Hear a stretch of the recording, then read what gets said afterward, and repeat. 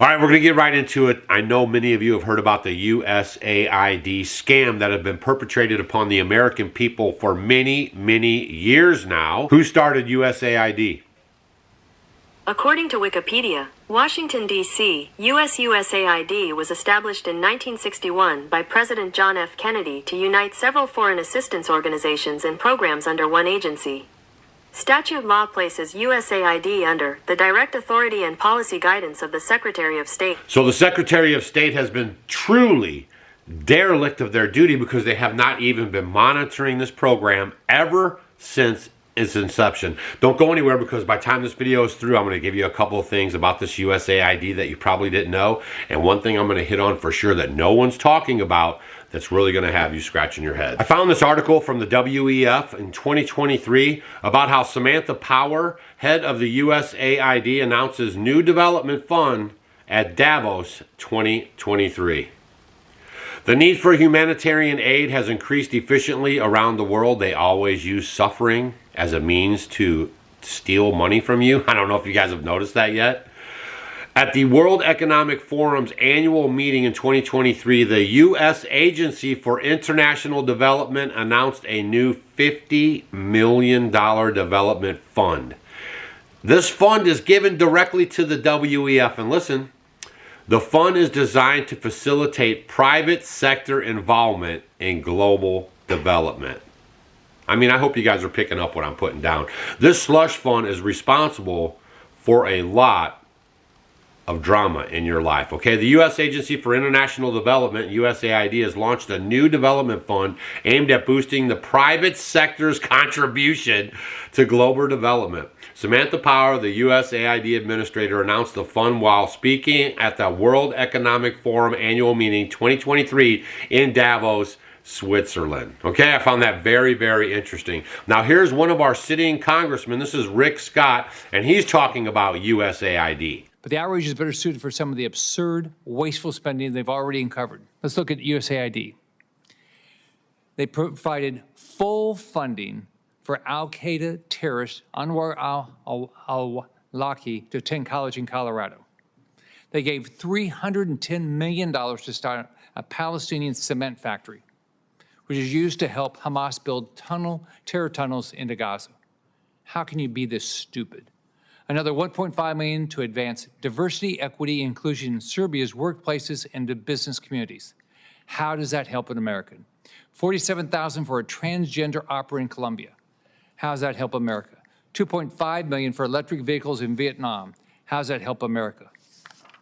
A multi-year study from the Middle East Forum uncovered $164 million of approved grants to radical organizations, $122 million going to groups aligned with designated terrorists. How does that help Americans? And billions more to add charities that have histories of failing to vet their terror-tied partners. The families I represent would agree that's not how they want their tax dollars spent. And in this clip right here, I'm going to show you the receipt from the USAID to the WEF in the sum of $52 million. Also in the USAID slush fund was a Nevada Water Authority who got $2 million plus for their cloud seeding program. Here's a little picture of the screenshot. Next up, we have Tom Massey. He's going to explain to you how they use the USAID funds to actually try to impeach President Trump. Mr. Schellenberger, can you explain how you traced USAID funding that served as the basis for whistleblower report in 2019, which led to the impeachment of President Trump?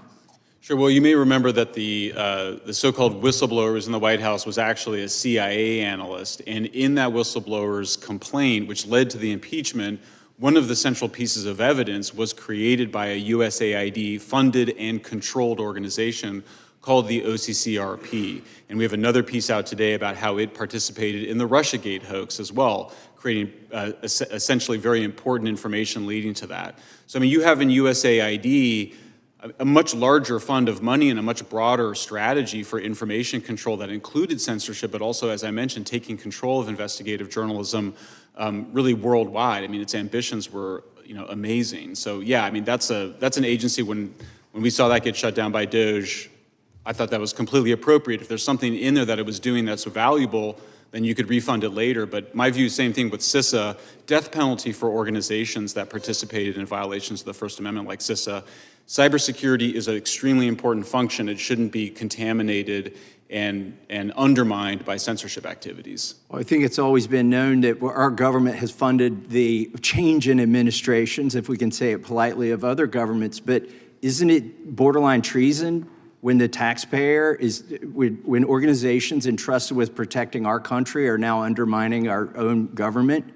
Absolutely. I mean, if you're trying to do regime change, illegal, if you're weaponizing DHS, FBI, CISA, that's treasonous regime change activities redirected, that you developed abroad, that we developed abroad for regime change, directed against the American people and our representatives. I mean, it's shocking, and we still haven't dealt with it as a country. Mr. Chairman, I see my time has expired. I'd like to introduce into the record, or ask unanimous consent to introduce into the record, an article in Newsmax, Schellenberger, USAID paid for Trump impeachment effort, dated February 6, 2025. Without objection.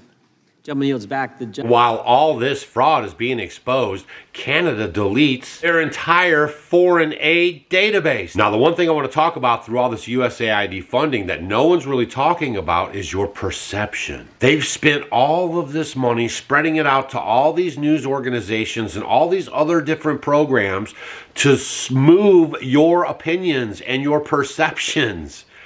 So like I keep saying, that nothing that you see right now is organic. Nothing is just happening, okay? Everything that we're witnessing, that we're watching right now and have been for the last bunch of years is scripted, is planned, has been thought out.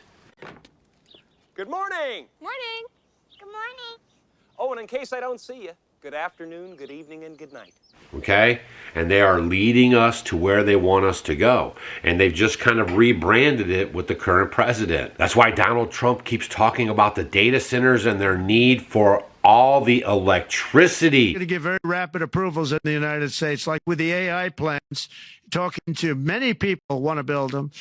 That's going to be a very big thing. We're going to build electric generating facilities. They are going to build. I'm going to get them the approval.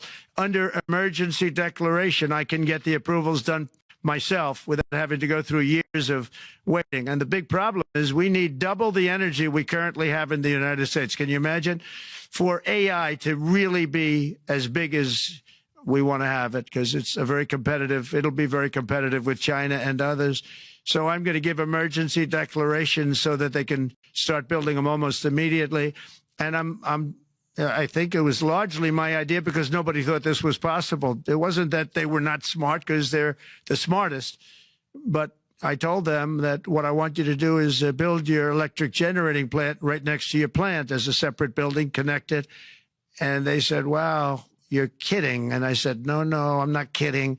You don't have to hook into the grid, which is old and, could be taken out. If it's taken out, they wouldn't have any way to get any electricity.